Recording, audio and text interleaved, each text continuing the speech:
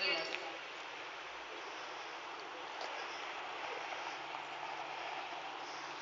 Mėlyjeji, minint pasaulinę kultūros dieną, jau 8 metus visoje Lietuvoje skleidžiasi taikos vėliavos.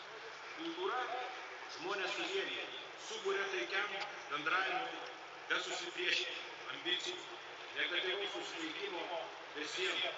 Kultūros kalba yra taiki kalba, ji suprantama bent kurios tautybės žmonėms. Tad sveikinu visus su kultūros diena. Puoselėkime Lietuvoje turimas kultūros vertybės, prisiminkime etikos ir kultūros svarbą visose gyvenimo srityse. Norėtųsi, kad kultūros diena taptų gražia ilgametė tradicija, kad ji būtų minima ne tik valstybinėse institucijose, kultūros ir švietimo įstaigose, bet ir šeimose, bendruomenėse. Pasinaudodamas proga, šioje taikos vėliavos pakėlimo ceremonijoje noriu padėkoti tarptautinės pilietinės akcijos Viena širdis organizatoriams ir dalyviams už pilietiškumą ir patriotizmą. Tada, kovo 11-ąją, dviejų šalių, Lietuvos ir Ukrainos vėliavos, Lukiškių aikštėje simboliškai susiliejo į vieną širdį.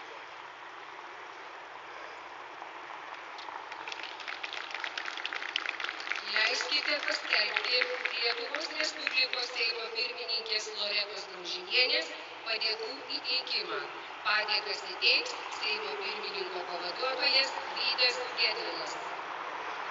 Lietuvos ir Ukrainos tautų nepailstamas laisvės siekis mus visus jungia ir suartina, bei skatina nuolat saugoti ir branginti mūsų valstybių nepriklausomybę. Dėkojame, kad minėdami kovo 11-ąją Lietuvos nepriklausomybės dieną, sujungdami simbolinės Lietuvos ir Ukrainos vėliavas į vieną širdį, prisimenate, kokia trapi yra laisvė, bei kviečiate atminti žuvusius už laisvę. Dėkojame Erikui Druskinui, simbolinių 200 metrų Lietuvos ir 200 metrų Ukrainos vėliavų kelio pilietinės akcijos Viena širdis sumanytojui ir organizatoriui, Anykščių Antano Vienuolio progimnazijos režisieriui.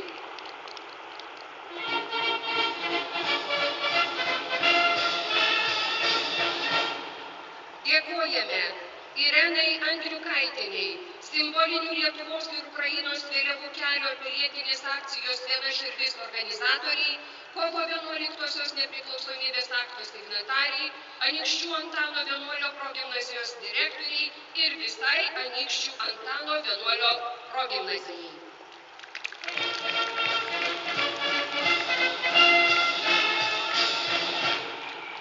Dėkojame pilietinės akcijos Viena širdis partneriai, Rokiškio Juozo Tubelio progimnazijai ir jos direktoriui Zenonui Pošiūnui.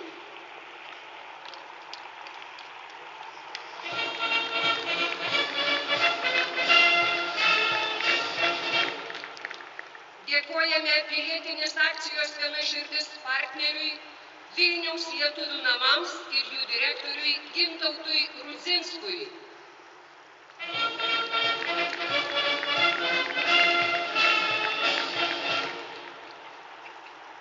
Dėkojame pilietinės akcijos Viena širdis partneriai Vilniaus Užupio gimnazijai ir jos direktoriai Virginijai Navickienei.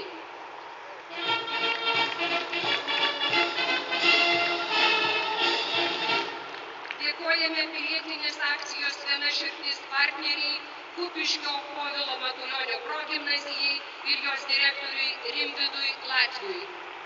Atsiprašome, apdovanojimas bus įteiktas vėliau, jis neatvyko.